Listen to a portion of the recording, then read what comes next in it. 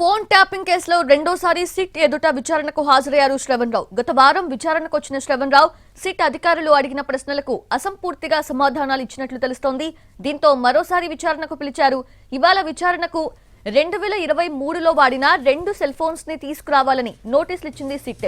ఈ ఫోన్ల ద్వారానే ట్యాపింగ్ వ్యవహారాలన్నీ ప్రభుత్వ పెద్దలకు షేర్ చేసినట్లుగా సమాచారం. గత ప్రభుత్వ హయాంలో పలువురు రాజకీయ నేతలు, వ్యాపారవేత్తల ఫోన్ ట్యాపింగ్ సమాచారాన్ని శ్రవణ్ రావు షేర్ చేసినట్లు ఆరోపణలున్నాయి.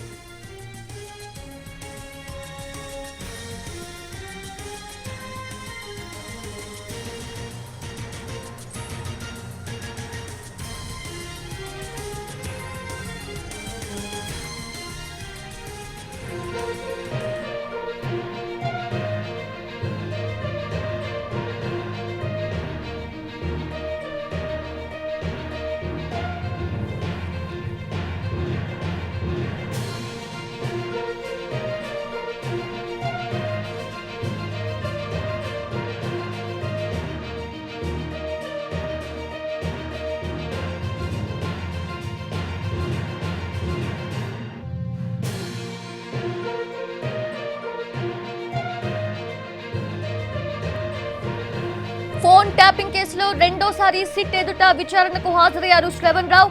గత వారం విచారణకు వచ్చిన శ్రవణ్ రావు సిట్ అధికారులు అడిగిన ప్రశ్నలకి అసంపూర్తిగా సమాధానాలు ఇచ్చినట్లు తెలుస్తోంది. దీంతో మరోసారి విచారణకు పిలిచారు. ఇవాళ విచారణకు 2023లో వాడిన 2 మొబైల్ ఫోన్స్ ని తీసుకురావాలని నోటీసులు ఇచ్చింది సిట్. ఈ ఫోన్ల ద్వారానే ట్యాపింగ్ వ్యవహారాలన్నీ ప్రభుత్వ పెద్దలకు షేర్ చేసినట్లుగా సమాచారం ఉంది. గత ప్రభుత్వ హయాంలో పలువురు రాజకీయ నేతలు, వ్యాపారవేత్తల ఫోన్ ట్యాపింగ్ సమాచారాన్ని శ్రవణ్ రావు షేర్ చేసినట్లు ఆరోపణలున్నాయి.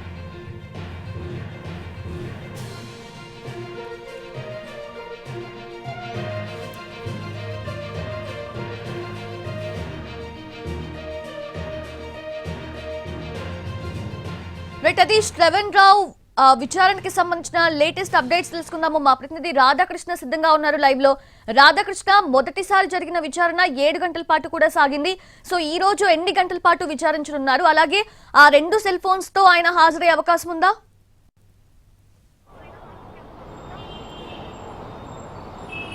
సౌజన్య, ప్రస్తుతం ఈ కేసులో 11 గంటల శ్రవణ్ రావు ప్రస్తుతం జూబ్లీహిల్స్ పోలీస్ స్టేషన్ లో ఉన్న సిట్ కార్యాలయం లోపలికి వెళ్లడం జరిగింది. అతన్ని ప్రస్తుతం సిట్ అధికారిగా ఉన్న జూబ్లీహిల్స్ ఏసీపీ వెంకటగిరితో పాటు మరికొద్ది మంది సిట్కు సంబంధించిన సిబ్బంది అతన్ని విచారించడానికి అవసరమైన ఏర్పాట్లు కూడా చేయడం జరిగింది. గత శనివారం జరిగిన విచారణలో దాదాపు 7 గంటల పాటు అతన్ని విచారించడం జరిగింది శ్రవణ్ రావుని. అతను ఆ రోజు విచారణలో సరిగ్గా పోలీసులు అడిగిన ప్రశ్నలకు ఏది కూడా సరైన సమాధానాలు చెప్పకపోవడంతో ఈ రోజు మరొకసారి రావాలంటూ కూడా నోటీసులు జారీ చేయడం జరిగింది. ఈ నోటీసుల్లో అతను 2023 ఎన్నికల సమయంలో ఏవైతే ఫోన్ ట్యాపింగ్ సంబంధించిన సమాచారాన్ని, ఫోన్ నెంబర్లని ఎస్ఐబికి సంబంధించిన అధికారులకు చెప్పాడో దానికి సంబంధించిన సెల్ ఫోన్ ని తీసుకొని రావాలంటే కూడా ఆ నోటీసుల్లో పేర్కొనడం జరిగింది. దాదాపు 2 సెల్ ఫోన్లు అప్పుడు వాడినట్లు కూడా దర్యాప్తు అధికారులు గుర్తించడం జరిగింది. ఆ 2 సెల్ ఫోన్లని వెంట తీసుకొని రావాలంటే కూడా ప్రస్తుతం అధికారులు అతనికి నోటీసుల్లో పేర్కొనడంతో ఇవాళ వాటిని తీసుకొని వచ్చినట్లుగానే మనకు తెలుస్తుంది. ఇవాళ వాటిని సిట్ అధికారులకు హ్యాండ్ ఓవర్ చేశాడు. అలాగే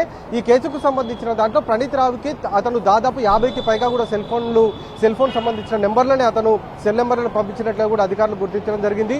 ఈ నెంబర్లని ఎవరు చెప్తే పంపించారన్న దానికి సంబంధించి విచారణ చేస్తున్నారు. అలాగే సుప్రీంకోర్టు ఆదేశాలు ఉన్నాయి కాబట్టి సుప్రీంకోర్టు ఆదేశాల ప్రకారం అతన్ని విచారిస్తున్నారు. ఒకవేళ ఈ విచారణలో అంటే సిట్ జరుపుతున్న ప్రస్తుత విచారణలో గనక శ్రవణ్ రావు సరిగ్గా స్పందించకపోయినా, సరైన సమాధానాలు చెప్పకపోయినా దానికి సంబంధించి మళ్ళీ సుప్రీంకోర్టులో పిటిషన్ దాఖలు చేస్తారు పోలీసులు. విచారణలో సరిగ్గా స్పందించట్లేదు, అతన్ని కస్టడీలోకి తీసుకోవాలంటూ కూడా పిటిషన్ దాఖలు చేసే అవకాశం ఉంటుంది. కాబట్టి ఈ రోజు జరుగుతున్న విచారణనే శ్రవణ్ రావుకు సంబంధించిన అంశంలో చాలా కీలకంగా ఉండబోతుంది.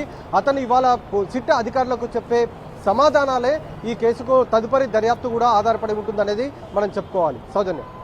Right Radhakrishna, thanks for the live updates.